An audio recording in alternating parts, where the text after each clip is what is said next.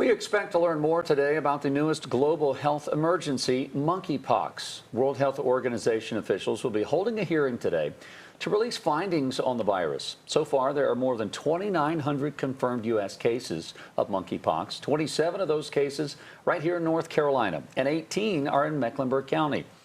Officials with Centers for Disease Control say the Omicron subvariant, BA.5, makes up 80% of new COVID cases. And they say the new variant is more resistant to vaccines, which increases the chances for reinfections.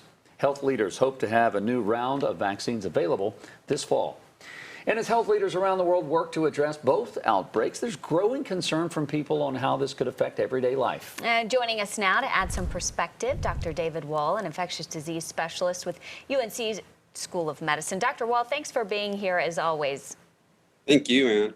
What are we expecting to hear from the World Health Organization today in their update? And we hear monkeypox, oh my gosh, is this one more thing that we need to be worried about? And of course, you know, people are weary after the last couple of years.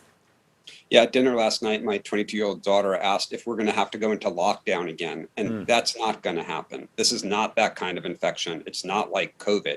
This is something that's transmitted, monkeypox, by skin-to-skin contact in almost all the cases. I think people are familiar with staph infections, with MRSA. We should think of it a lot like that. This is direct contact in most cases that can spread the virus from someone who has some of those lesions, like you're showing right now, to somebody else. So it's not going to be something you catch on a plane, catch on a bus, or catch at work. We're hearing that it's spreading pretty rapidly. I mean, we just reported that we've got cases even in Mecklenburg County and more certainly when you look throughout the state. How do we stop the spread of this? That's what I think we'll hear more about from the WHO. And I think declaring the emergency doesn't mean right now that we are overwhelmed. It means what do we have to do so that we do not become overwhelmed? So there's a number of different measures that we have to take. We're seeing increased cases because there's increased testing, which is a good thing. So there's more and more testing that's available. The hurdles to testing have been reduced. So I think we'll see more cases. And I think in Charlotte, you're probably doing a really good job of testing. And that's why you see more cases in Charlotte, and also because there's a lot of people who live in the Charlotte area. But we need to do more testing. We need to identify people who have this, counsel them on isolating, which everyone does. And then there's also vaccines. And we have to make those vaccines much more available to people who right now are at highest risk for acquiring this infection. Dr. Wohl, is there a window to kind of slow the spread, or when do doctors and researchers think we might be at peak outbreak for monkeypox? And it's a really perfect question, because right now we're at a critical time period where we could act to blunt the spread of this becoming much more pervasive.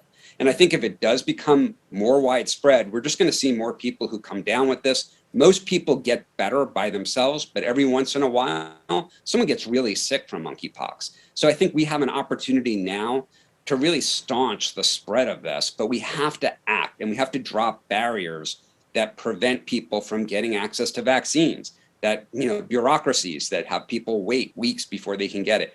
There's a lot of folks working at the state and at the federal level to try to streamline the processes, but unfortunately, it's taking a little bit of time.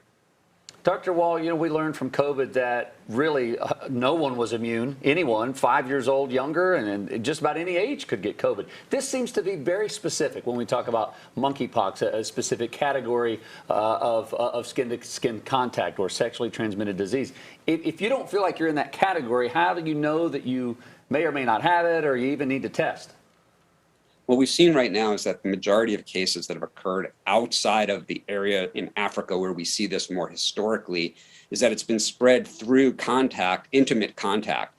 But we should be clear, that is not how it's going to stay. Just like staph infections can spread when people play sports or at the gym, I think there's a potential for this to happen the same way. It just happened to start in this one network that then spread to other networks sexually. But sex is not the only way you get monkeypox. In areas where this is much more endemic, that is not how people get it. So we're just a step away from that, and we have an opportunity now to focus on the problem, but we shouldn't really have blinders on or be narrow in our thinking to think that only, let's say, men who have sex with men can get monkeypox. Anybody can get monkeypox, just like anyone could get a staph infection in their skin. So we just have to really take this opportunity to do everything we can to get people vaccinated, to get people tested if they think they have this, and in some cases even treated. And Dr. Wohl, it seemed to be there was some back and forth among even the members of the World Health Organization about whether this should even be categorized as an emergency and raise that alarm. What do you make of that dialogue at that level? Yeah, it's kind of curious. People are complicated, and many people have different perspectives, and that's why we get experts together and they talk in a room and they come up with a resolution. In this case, I think they made the right decision. There were some dissenting voices saying it's not an emergency yet, but I think some other people being more prescient thought, well, it's not an emergency yet, but we don't want it to get that way.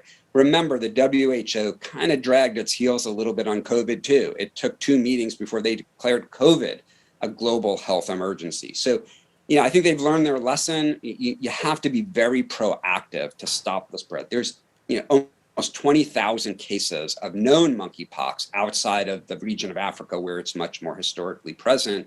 And that's an undercount because there's just not as much widespread testing. So I think the WHO made the right call. We're almost out of time. I do want to talk about COVID here in a second, but before we jump on that to talk about the president and his condition, I want to be clear here. Are you saying that it's too early for folks to be looking at vaccinations for monkeypox? Let's wait for the WHO to have this meeting. Let's do a little more research before we're asking people to go to their doctors and get a vaccine?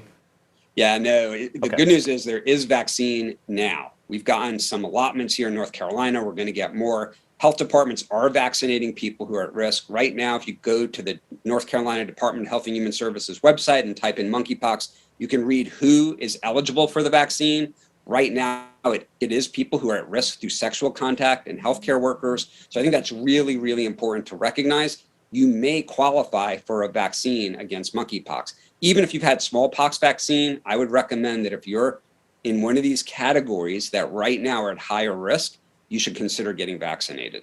All right. Yeah. Thanks for clearing that up. Before we go, I do want to touch. I want to touch on COVID. We know the president is, I guess, at the end almost of coming out of quarantine.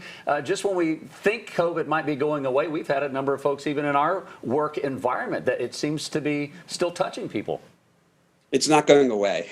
It's been really surging. We haven't had this big peak, but we've been having a very, very steady, increase and surge that's been much more progressive. You don't need to look at the CDC numbers. Just look at your neighbors, your family, your friends. Left and right of you, people are getting COVID-19. There's a lot of COVID-19 out there right now. And it's mostly, as you've reported, BA.5. So BA.5 is a flavor of Omicron. It's still within the Omicron family. It's just more catchy. The virus is changing to become more catchy. And so it's no surprise that it's going to spread because that's what this virus evolved to do. So it's doing a great job of infecting us. What's really helping is our vaccination. And as you mentioned it, Jason, I like the way you said it.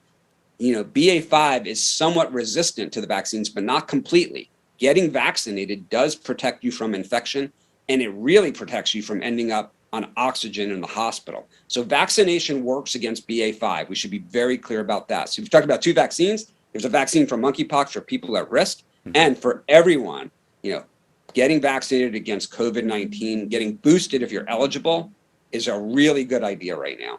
Dr. Wohl, speaking of boosters, do you wait for the boosters that are coming out in the fall to be a little more proactive in some of these newer strains, or do you go ahead and get boosted right now? If people are kind of in that window where they're not sure, what do I do? Yeah, and it's a great question, and we've talked a lot about this within our community of providers. I feel very strongly you should get boosted now. Don't wait. First of all, we don't know what variant will exist when the new vaccine comes out. It may be BA.5, maybe it's something else. The BA.5 specific vaccine tops you up a bit, but the original vaccine that you could get today works really well too. So I would not wait. I would get it now. That protects you from infection, gives you a boost for at least another couple of months, maybe longer, and really tops up your protection against getting hospitalized. I see no downside. I've had 4 shots. If there's a new vaccine that comes out in October, November, I'll take it. Dr. David Wohl, infectious disease specialist with UNC. We thank you for what you're doing to try to heal our community. And thanks for your time with us this morning. We need an hour-long documentary special with you. The Dr. Wohl Hour. That's right. We appreciate it. Thanks so much. Take care.